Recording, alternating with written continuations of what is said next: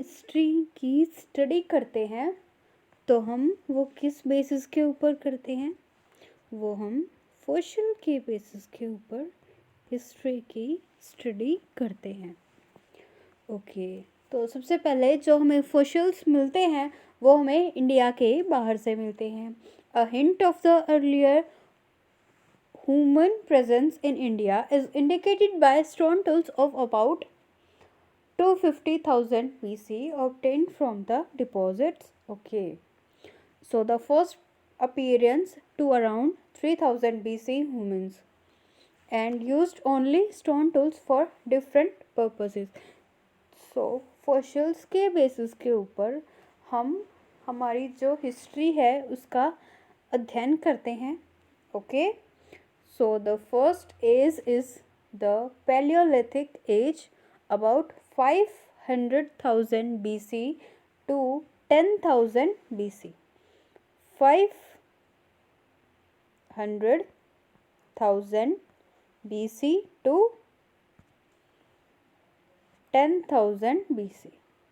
ये किसका as time period है? ये हमारा पैलियोलिथिक एज टाइम है। ओके, इस टाइम के अंदर जो ह्यूमन बींग्स एग्जिस्ट करते हैं वो हंटिंग करते हैं, फूड गैदर्स होते हैं, वाइल्ड फ्रूट एंड वेजिटेबल्स का यूज़ करते हैं।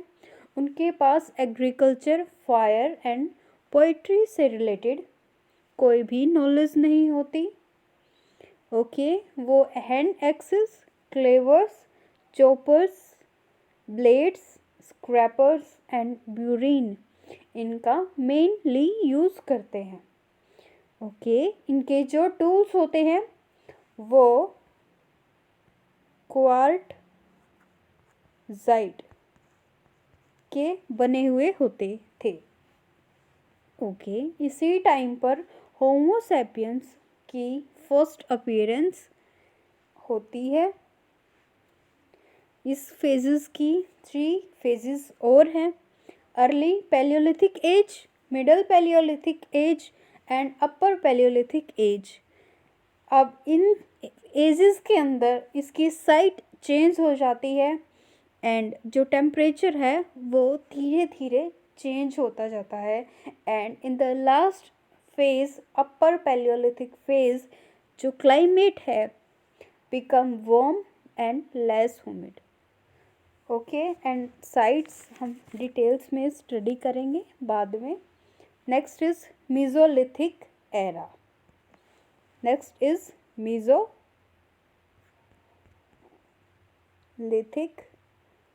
एरा। अब हम मेसोलिथिक एरा का टाइम पीरियड देखेंगे। Starts from 10,000 BC to 7,000 BC। Okay, मैं किसी बुक से नहीं पढ़ा रही हूँ, ये बहुत अच्छा है। So in Mesolithic era climate warm and dry हो जाता है, कुछ चेंजेस हो जाते हैं फोना एंड फ्लोरा में। अब जैसे क्लाइमेट चेंज होगा वहाँ के जो प्लांट्स हैं, एनिमल्स हैं, उन सभी के अंदर चेंज आएगा। अब जैसे आज ही हम एग्रीकल्चर करते हैं, कल्टीवेशन करते हैं हम, तो उसके अंदर कभी हम वीट का कल्टीवेशन करते हैं, कभी हम सीसम बाजरा का कल्टीवेशन करते हैं, कभी हम राइस कल्टीवेशन करते हैं। सो जैसे जैसे टाइम चेंज होता है वहाँ की नीड्स चेंज होती हैं एंड जो पीपल उस टाइम पे होते थे उनका मूवमेंट भी होता है, वो एक एरिया से दूसरे एरिया के अंदर मूवमेंट करते थे।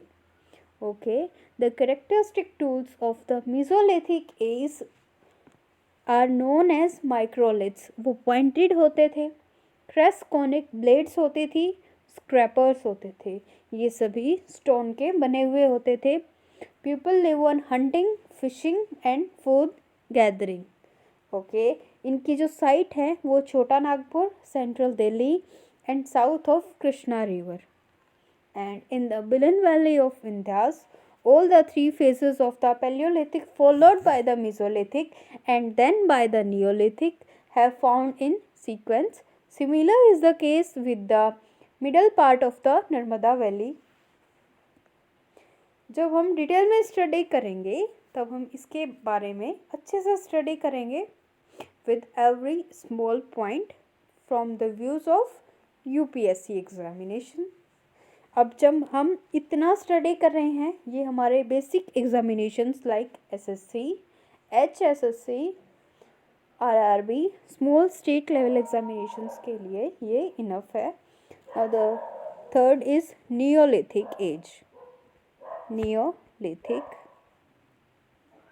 एज, ये जो एज है ये शुरू होती है 7000 BC टू 2500 BC तक. नियोलिथिक एजेस के अंदर और चेंजेस होते हैं, ये भी स्टोन के ऊपर डिपेंड होते हैं. ये क्वार्टरसाइट से अलग जो स्टोन होते हैं उनका यूज़ करते हैं मेटल बनाने में, नहीं, उन स्टोन्स का यूज़ करते हैं टूल बनाने में. सॉरी, मिस्टेक हो गई थी. ओके, ये कल्टीवेशन शुरू करते हैं. वहाँ पर प्लेन कल्टीवेशन शुरू हुआ था. मीज़ोलिथिक के अंदर, पैलियोलिथिक में कोई कल्टीवेशन की नॉलेज नहीं थी. नियोलिथिक के अंदर कल्टीवेशन हो जाता है. वो फ्रूट्स ग्रो करते हैं, corn like Ragi and horse gram. Domestication शुरू करते हैं कैटल एंड शिप और गोट का. They have knowledge about the making fire and making poetry, first by hand and then by the potter's wheel. को decoration करना आता है यहाँ पर. Caves and decorated their walls with hunting and dancing scenes. Now the next is the Chalcolithic period. In this Chalcolithic period, this is the Chalcolithic period. अब इस Chalcolithic period के अंदर कॉपर की डिस्कवरी होती है. ये बहुत इम्पोर्टेंट पॉइंट है हमारे लिए कि इसमें कॉपर की डिस्कवरी होती है. इसके अंदर भी stone tools, hand axes and other objects other objects and stone tools बनते हैं, but with the help of copper के यूज से भी उनके अंदर मिक्स किया जाता है एंड वो बहुत ही हार्ड टूल बनते हैं, स्ट्रॉन्ग टूल बनते हैं वो. एंड यहाँ पर बहुत famous red and black pottery होती है. Red and black pottery, the pottery with painted with white line design. Burn bricks का यहाँ पर यूज़ होते हैं. विलेज इकोनॉमी यहाँ पर शुरू हो जाती है. यहाँ की जो गॉडेस होती है वो मदर गॉडेस होती है एंड वो बुल की पूजा करते हैं. यहाँ की जो साइट है वो राजस्थान, महाराष्ट्र, वेस्ट बंगाल, बिहार, MP, ये सब यहाँ की साइट्स है. चैल्कोलिथिक पीरियड जहाँ पर हमें पाया जाता है. Now the next is the Indus valley civilization. In this Indus valley civilization को हम IVC भी कहते हैं. ओके, इंडस वैली सिविलाइजेशन का दूसरा नाम क्या है? हड़प्पा सिविलाइजेशन. अब इसका हड़प्पा नाम क्यों रखा गया? बिकॉज हमें इसके अंदर जो फर्स्ट साइट मिली थी वो हड़प्पन साइट मिली थी. अभी ये जो इंडस वैली सिविलाइजेशन है अभी ये पाकिस्तान के पार्ट में आती है. ये इंडस या फिर हम कहें सिंधु नदी के किनारे ये पूरा सिविलाइजेशन है, ये पूरी सिविलाइजेशन है, ये वहाँ पर थी. इसके अंदर जो और सिविलाइजेशंस हैं और प्लेसेस हैं उनको देखते हैं. वो हैं हड़प्पा हो गया सबसे फर्स्ट, फिर मोहनजोदाड़ो, कालीबंगन, लोथल, चंदहुद्रो, आलमगीरपुर, कोट तीजी, अमरी, रोपर, बनवाली, सूरकोटला और भी बहुत सारी साइट्स हैं. इनकी डिटेल में स्टडी हम बाद में करेंगे. इनके सभी के स्पेसिफिक फीचर्स हैं, जैसे ग्रेट ग्रेनरी होती है, ग्रेट बाथ होता है, सिटाडेल होता है एंड प्रॉपर ड्रेनेज सिस्टम होता है. बहुत सारे जो स्पेसिफिक बातें हैं, जैसे किसी कोई डेड मैन है उसको उसका प्यूरिफिकेशन किया जाता है, उसको ब्यूरिड किया जाता है, तो उसके साथ जो उसकी यूज़ करने का सामान होता है उसको भी ब्यूरिड करते हैं। Okay, next is about the Vedic period. Okay, वैदिक पीरियड इसकी थ्योरी दी गई थी मैक्स मूलर के द्वारा। ये एक सेंट्रल एशियन थ्योरी है। ये बताती है कि जो आर्यंस हैं वो सेमी नोमैडिक कोस्टल पीपल है, मतलब वो चरवाहे हैं। वो आए थे कैस्पियन सी के around in central Asia, entered through the Khyber Pass in Hindu Kush mountains around the 1500 BC. The Holi book of Iran, जैंड Awasthi एक बुक है जो आर्यंस की एंट्री के बारे में हमें बताती है। एंड ये जो रीजन्स हैं जहाँ पर आर्यंस सेटल्ड हुए थे इन इंडिया उसको कहते हैं सप्त सिंधु प्लेस। सप्त सिंधु क्यों कहते हैं? Because the Indus and it's 5 tributaries and the Saraswati river जहाँ पर हैं वहाँ पर उतना एरिया में ये आर्यंस, इनको आर्यंस पीपल्स भी कहा जाता है, ये रहते थे। सो इनका एक अच्छा पॉलिटिकल सिविलाइजेशन, पॉलिटिकल ऑर्गेनाइजेशन था। अब ये कहने में आया है कि इंडस वैली सिविलाइजेशन के बाद अचानक से ये जो आर्यंस हैं ये कैसे आए हैं? ये आए हैं बिकॉज ये माना जाता है कि या तो वो रिवर्स के पास रहते थे, रिवर में फ्लड आया एंड उनकी एंडिंग हो गई। And the next is about कि ये जो आर्यंस हैं इनकी बैटल हुई होगी इंडस वैली सिविलाइजेशन के जो पीपल्स हैं उनके साथ, एंड ये मोर पावरफुल हुए होंगे एंड ये सुपीरियर हो गए एंड वो inferior, then they passes away. And the Vedic period, also the existence of Vedas. There are the 4 Vedas: Rigved, Yajurved, Samved, Atharvaved. Okay, the next is about the Buddha, growth of Buddhism and Jainism. अब इसमें जो वैदिक period आया इसमें जो वेदास दिए थे, Vedas arise हुए, वेदास का फॉर्मेशन हुआ, इसके अंदर कास्ट सिस्टम भी आ गया। पहले लोग जब शुरू में इंडस वैली सिविलाइजेशन में तो वो सिविलाइज थे, बट उससे पहले जैसे ये थी पैलियोलिथिक, मेसोलिथिक, नियोलिथिक जो फेजेस थी इसमें पीपल सिंगल रहते थे, मतलब अकेले रहते थे गुफाओं में।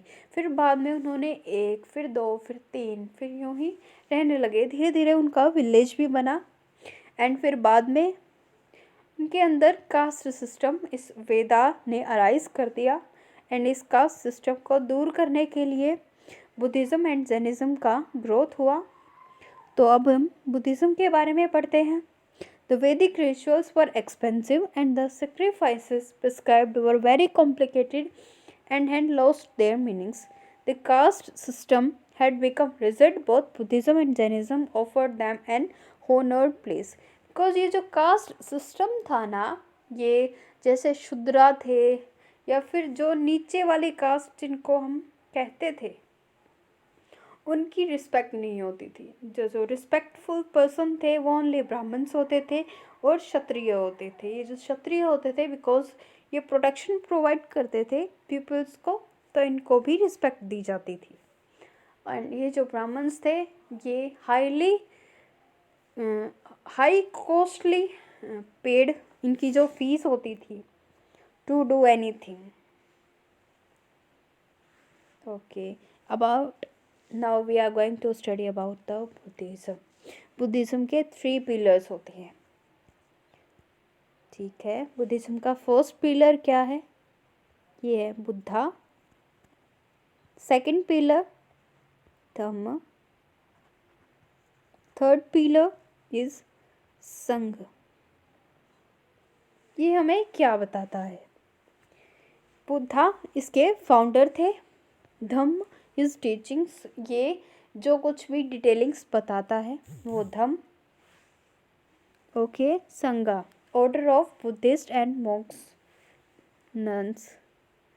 द बुद्धा के अंदर अब हम बुद्धा जो इसके फाउंडर है उसके बारे में स्टडी करेंगे। उनको शाक्यमुनि या तथागता भी कहा जाता है। इनका जन्म 563 BC के अंदर हुआ था वैशाखी पूर्णिमा के दिन एट लुम्बिनी इन नेपाल। इनके फादर का नाम Shuddhodana was the Shakya ruler. And जब ये 7 दिन के थे तो इनकी माताजी का देहांत हो गया था। एंड इनकी 16 की उम्र में इनकी शादी हो गई थी यशोधरा से। इन्होंने 13 साल मैरिड लाइफ को जिया। एंड उसके बाद इनको एक पुत्र हुआ। एंड इन्होंने एक बूढ़े को, बीमार आदमी को देखा, एक मरे हुए आदमी को देखा, एक बीमार आदमी को देखा, इन्होंने 4 आदमियों को देखा था, जिससे इनके विचारों में चेंज हुआ। And at the 29 age he left his place and the first medicated at Alara Kalama. Okay, and 4 greatest thumb है, the 4 greatest truth, the 8-fold path, belief in nirvana, belief in ahimsa, law of karma. The next is संघ। संघ में क्या आता है कि Buddhist council आती हैं, इनके बारे में हम बाद में स्टडी करेंगे। Now is about the Jainism. इसके जो फाउंडर हैं वो ऋषभनाथ हैं। इसमें आज तक 24 तीर्थंकर्स हुए हैं। नाउ इसके जो 24th तीर्थंकर हैं वो वृद्धमन महावीरा हुए हैं।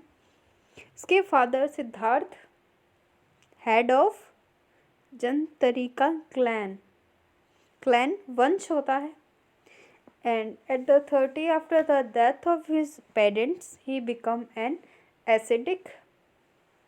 Okay, इनकी डेथ हो गई थी 72 की एज में। फिर इसमें भी कुछ काउंसिल्स होती हैं। Then about the Magadha empire starts from the 6th century to 4th century। इसके अंदर आती है हरियंका डायनेस्टी। इसके फाउंडर होते हैं बिम्बिसार के पिताजी। इसके originally founded in 566 BC। And the first king was the Bimbisar from 544 BC to 492 BC. Bimbisar. Okay. 544 to 492. And the next is the Ajatsatru. Ajatshatu.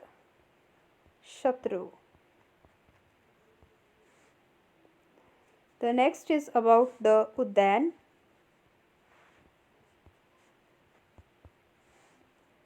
Okay, तो बिम्बिसार ये एक बुद्धा के फॉलोवर होते हैं।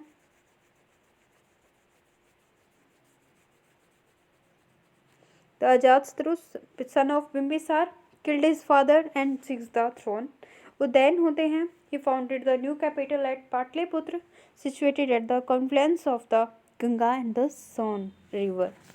सुशुक्ना डायनेस्टी, इसके बाद सुशुक्ना डायनेस्टी आती है। इसके बाद नंदा डायनेस्टी आती है। ओके, इसके बाद फिर अलेक्जेंडर का इन्वेजन होता है इन 326 BC के अंदर। अलेक्जेंडर का इन्वेजन कब होता है? जब हमारी नंदा डायनेस्टी होती है। ये हमें याद रखने के लिए इम्पोर्टेंट पॉइंट है। देन द मौर्यन डायनेस्टी, इसके बाद इसके अंदर चंद्रगुप्त मौर्य आता है 322 BC टू 297 BC। इसके बाद बिम्बिसार। अब ये जो चंद्रगुप्त होता है ना, ये चाणक्य की हेल्प से एंड द नंदा डायनेस्टी के ऊपर रूल करता है, उसको हटा देता है।